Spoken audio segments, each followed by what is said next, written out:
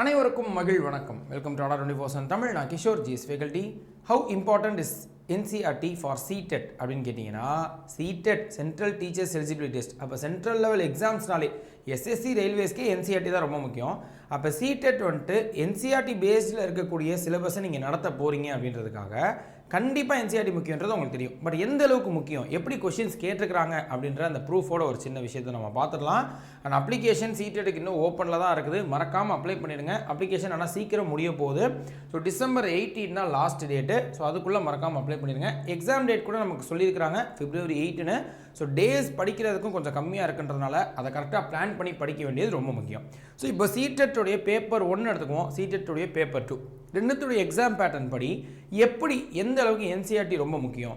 So அப்போ சிடெட்டுடைய paper 1 exam பேட்டர்னில் CDP, so child development and பீடகாலஜியாக இருக்கட்டும், மேத்தமெட்டிக்ஸு, இவிஎஸ், லாங்குவேஜ் 1 லாங்குவேஜ் 2 இந்த மாதிரி 5 பார்ட்டாக பிரிக்கிறாங்களா. இந்த 5 பார்ட்லேருந்து ஒவ்வொரு பார்ட்லேயும் 30 கொஷின், ஒவ்வொரு கொஷினுக்கும் ஒவ்வொரு மார்க்குன்ற விதம் 150 கொஷின் 150 மார்க்குக்கு அட்டன் பண்ண போகிறோம். இது பேட்டர்ன் கண்டிப்பாக நீங்கள் பார்த்துருப்பீங்க.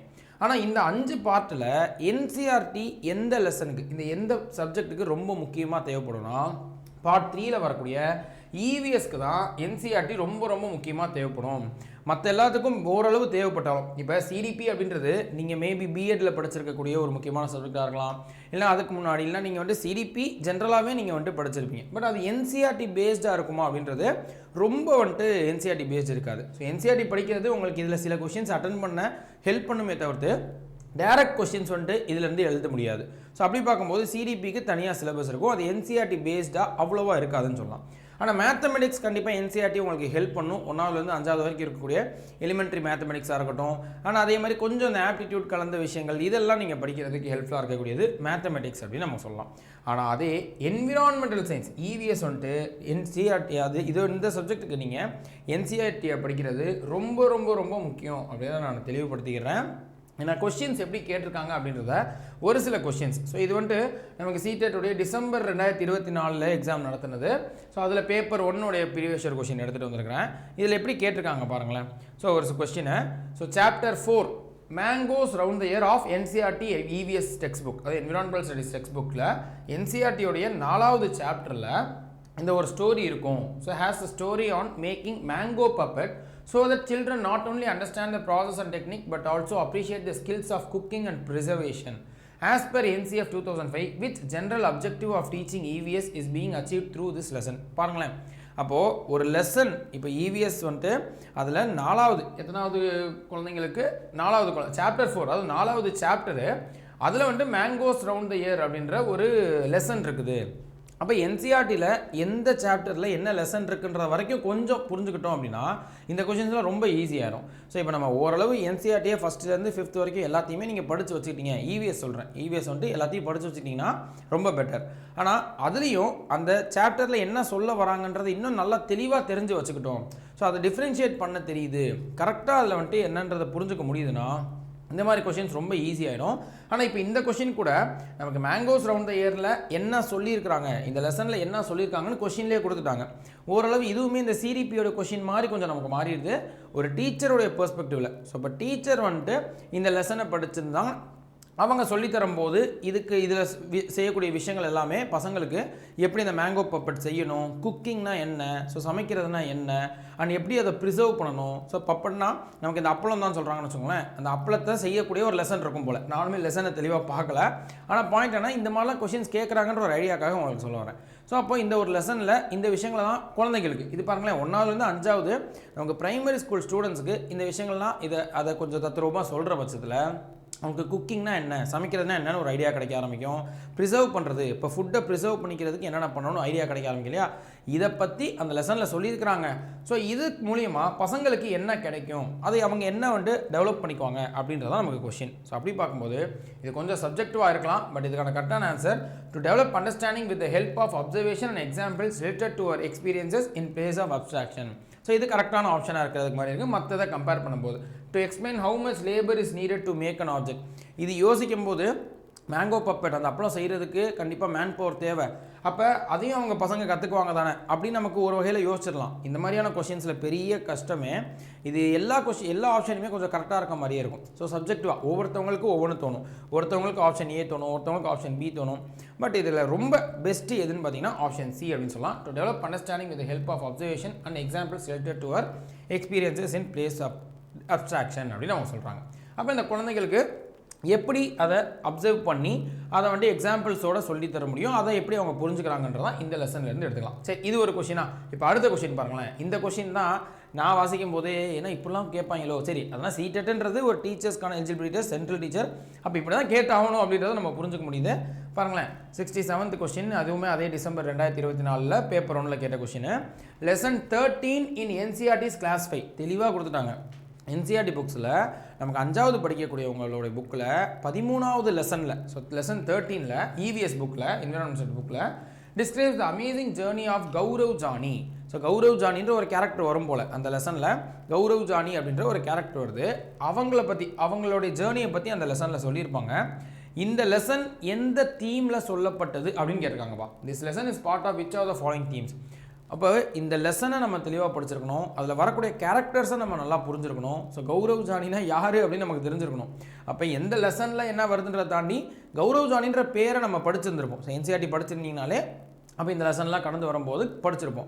அப்போ அவங்களுடைய அந்த கேரக்டர் என்னவாக இருக்குது, லெசனில் என்ன சொல்லியிருக்காங்க, எந்த அளவுக்கு அவருடைய கேரக்டர் முக்கியம் அப்படின்றத நம்ம புரிஞ்சுக்கிட்டா தான் இதுக்கு ஆன்சர் பண்ண முடியும். ஸோ இதுக்கு கரெக்டான ஆன்சர் ஷெல்டர் அப்படின்றத நமக்கு சொல்கிறாங்க. ஸோ மறுபடியும் இந்த லெசனை நம்ம படித்தா தான் இந்த கொஷின் ஆன்சர் பண்ண முடியும். இல்லைன்னு வச்சுக்கோங்களேன், நம்மளால் வாய்ப்பே இல்லை, ஆன்சர் பண்ண முடியாது.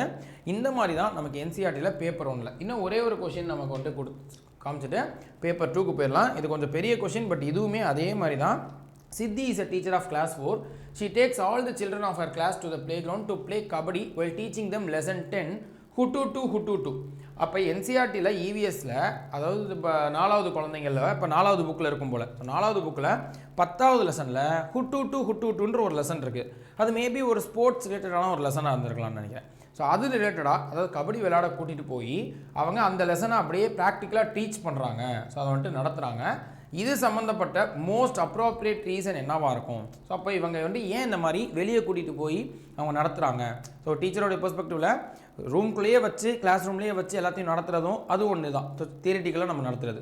ஆனால் வெளியே கூட்டிகிட்டு போய் சில விஷயங்களை கற்றுத்தந்து அது கூட சேர்த்து லெசன் நடத்துறது ப்ராக்டிக்கலாக சொல்லுவாங்க இல்லையா?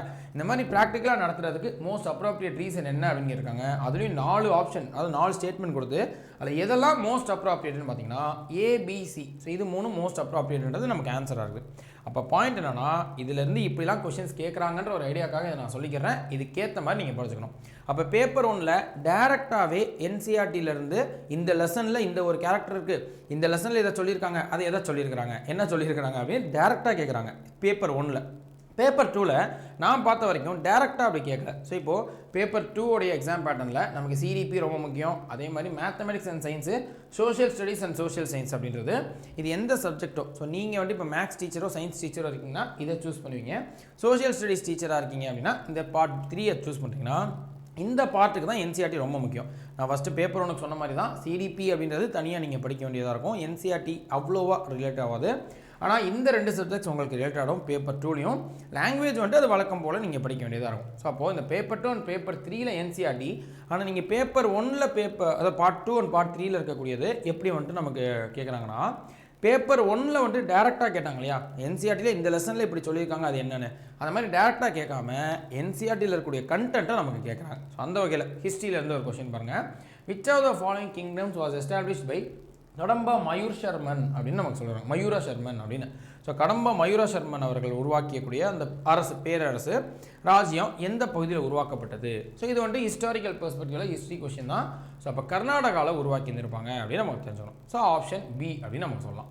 ஆனால் அதே வந்துட்டு which of the following statements is correct about planets? அடுத்த கொஸ்டின் பாருங்கள். அதே என்சிஆர்டி சோஷியல் ஸ்டடீஸ்லேருந்து இந்த கொஸ்டின்ஸ் எடுத்துகிட்டு வந்துருக்கிறேன். ஜாகிரஃபிலேருந்து ஒரு கொஸ்டின். அப்போது பிளானட்ஸை பொறுத்து, அதாவது கோள்களை பொறுத்து எதெல்லாம் இதில் கரெக்டுன்னு கேட்டிருக்காங்க. ஸோ 3 ஸ்டேட்மெண்ட் கொடுத்துட்டாங்க. They are lit by the light of stars, கண்டிப்பாக இது கரெக்டு அப்படின்னு நமக்கு தெரியும். ஸோ அப்போ சூரியனுடைய ஒளி படுறதுனால தான் நம்ம உலகமும் மற்ற பிளானட்ஸ் மற்ற கோள்கள் தெரியுது இல்லையா, அது மாதிரி தான் அதர் ஸ்டார்ஸ் மற்ற நட்சத்திரங்களோட அந்த இதில் வந்துட்டு தெரியும் அப்படின்னு நம்ம சொல்லலாம்.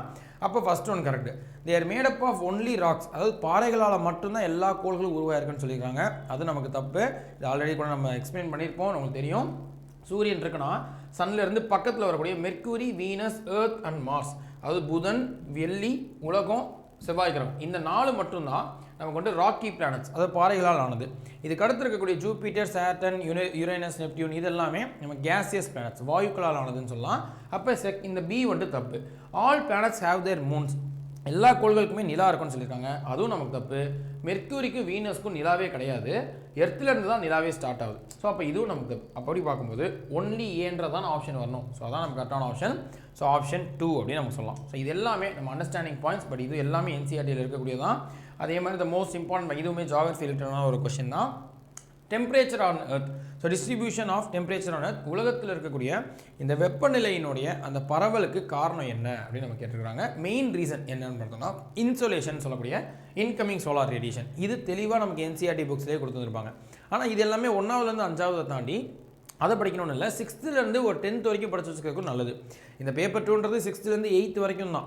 ஆனால் 6th 10th வரைக்கும் உங்களால் படிக்க முடிஞ்சிச்சுன்னா ரொம்ப சூப்பர். இன்னும் உங்களுக்கு நல்ல ஸ்ட்ராங் ஃபவுண்டேஷன் கிடைக்கும் அப்படின்னு நான் சொல்லிக்கிறேன். 6th 8th வரைக்கும் நல்லா படிச்சுக்கோங்க. ஸோ அதுலேயே இது எல்லாமே இருக்குது. ஸோ இந்த அளவுக்கு என்சிஆர்டி ரொம்ப முக்கியம் அப்படின்னு நான் சொல்லிக்கிறேன். நீங்கள் கைப்பட இப்போ நான் வந்துட்டு ஒரு ஐடியாவுக்கு ஒரு 3 கொஸ்டின் சொன்னேன்னா, அது மாதிரி நீங்கள் வந்துட்டு ஒரிஜினல் ப்ரீவியஸ் இயர் கொஸ்டினை டவுன்லோட் பண்ணி கொஞ்சம் அனலைஸ் பண்ணுங்கள், ஒரு பெரிய ஐடியா கிடைக்கும். அதன் மூலிமா நீங்கள் நல்லா படிச்சுக்க முடியுன்றதை நான் சொல்லிக்கிறேன். ஸோ இதான் இன்ஃபர்மேஷன். ஸோ யூஸ்ஃபுல்லாக இருக்கும் நம்புகிறேன். அண்ட் இதே இந்த சிடெட்டுக்கும் சரி, அதே கேவிஎஸ் அண்ட் என்விஎஸ் இந்த 2 எக்ஸாம்ஸ்க்கு ப்ரிப்பேர் பண்ணுறீங்கன்னா நம்ம இன்ஸ்டிடியூட்டில் கோர்சஸ் வந்துட்டு லான்ச் பண்ணிக்கிறோம். ஸோ இப்போ எக்ஸாம் டேட் ரொம்ப பக்கத்தில் வரதுனால இந்த கோர்சஸே எப்படி இருக்குன்னா ரெக்கார்டட் அண்ட் லைவ் கிளாஸஸ் மாதிரி கொடுத்துருக்குறோம். ஒரு சில கிளாஸஸ் வந்துட்டு ரெக்கார்டடாக இருக்கும். நீங்கள் கோர்ஸ் ஜாயின் பண்ண உடனே, ஏன்னா ஒரு சில பேர் ஆல்ரெடி ஜாயின் பண்ணி 1 மாதம் முன்னாடி ஜாயின் பண்ணி படிக்க ஆரம்பிச்சிட்டாங்க. இன்னும் சில பேர் ஜாயின் பண்ணிகிட்டே இருக்காங்க. இப்போ நேற்று கூட நமக்கு ஒரு 3 அட்மிஷன் இருந்துச்சு. கேவிஎஸ்கே சொல்கிறேன், சிடெட்டுக்கும் சரி. இந்த மாதிரி டெய்லியும் நமக்கு கொஞ்சம் கொஞ்சம் டேட் பக்கத்தில் வர்றதுனாலையும் நமக்கு வந்துட்டு நிறைய எஃபர்ட் போட வேண்டியது இருக்குன்னு நான் சொல்லிக்கிறேன். ஸோ அந்த வகையில் நீங்கள் எப்போ ஜாயின் பண்ணிங்கனாலும் உடனே அந்த வீடியோஸ் எல்லாத்தையுமே நீங்கள் பார்க்க ஆரம்பிக்கிறது நல்லது. அதுக்கேற்ற மாதிரி ரெக்கார்டட் கிளாஸஸ் 2 பேட்சஸ்மே, கேவிஎஸ் பேட்ச்லேயும் சரி, சிடெட் பேட்ச்லேயும் இருக்கும். அது போக நீங்கள் லைவ் கிளாஸஸ் வந்து ஸ்டடி பிளான் பண்ணி நீங்கள் ஃபாலோ பண்ணிக்கலாம். ஸோ கேவிஎஸ்க்கு சிற்பி அப்படின்ற பேட்ச், இது Tier 1 கேவிஎஸோடைய Tier 1 ஃபஸ்ட்டு ஸ்டேஜ்க்கான பேட்ச்சு. சிடெட்டுக்கு பேப்பர் 1 பேப்பர் 2க்கு ஹெல்ப் பண்ணுற மாதிரி சிடெட் பேட்ச் அப்படின்றத நம்ம அறிவொளி அப்படின்ற பேட்ச் லான்ச் பண்ணிக்கிறோம். ஸோ இந்த 2 பேட்சையுமே நீங்கள் ஆஃபரோட ஜாயின் பண்ணிக்க முடியும். ஸோ நீங்கள் இந்த பேட்ச் ஜாயின் பண்ணுறதுனா ஆர்கனைஸ்டாக படிச்சுக்க முடியும் அப்படின்னு சொல்லிக்கிறேன். இல்லை சார் நான் வந்துட்டு தனியாக நானே ப்ரிப்பேர் பண்ணிக்கிறேன், ஆல்ரெடி எனக்கு ஒரு நாலேஜ் இருக்குன்னா, எதுவாக இருந்தாலும் ரொம்ப சூப்பர். ஆனால் ஸ்பீடாக ஸ்டார்ட் பண்ணிடுங்க. 2த்துக்குமே எக்ஸாம் டேட் ரொம்ப பக்கத்தில் வருது. கேவிஎஸ்க்கு வந்து இன்னும் 1 மாதம் கூட இல்லை. என்விஎஸ் இதுக்கு சிடெட்டுக்கு பார்த்தோன்னா இன்னும் ஒரு 2 மாதம் கிட்ட தான் இருக்குது. ஸோ எப்படி பார்த்தாலும் 2த்துக்குமே ரொம்ப டைம் கம்மியாக இருக்குது. நல்லா படிக்க ஆரம்பிச்சிருங்க. இல்லை சார் எனக்கு ஒரு ஆர்கனைஸ்டாக நான் படிக்கணும், இந்த கிளாஸஸ் எல்லாம் வரிசையாக இருந்தால் பெட்டராக இருக்கும்னு நினச்சிங்கன்னா இந்த அறிவொளி அப்படின்ற சிடெட் பேட்சோ இல்லை கேவிஎஸ் அண்ட் என்விஎஸ்க்கு சிற்பின்ற பேட்சோ நீங்கள் ஜாயின் பண்ணிக்கலாம். யூஸ்ஃபுல்லாக இருக்கும் நம்புறேன். வேறு ஏதாவது சஜஷன் வேறு எதுவும் இருந்தாலும் நீங்கள் கேட்கலாம். ஸோ இந்த பேட்சஸோடைய லிங்க் வந்து டிஸ்கிரிப்ஷனில் கொடுத்துருப்பாங்க. நான் கமெண்ட் செக்ஷனில் நான் பின் பண்ண சொல்கிறேன்.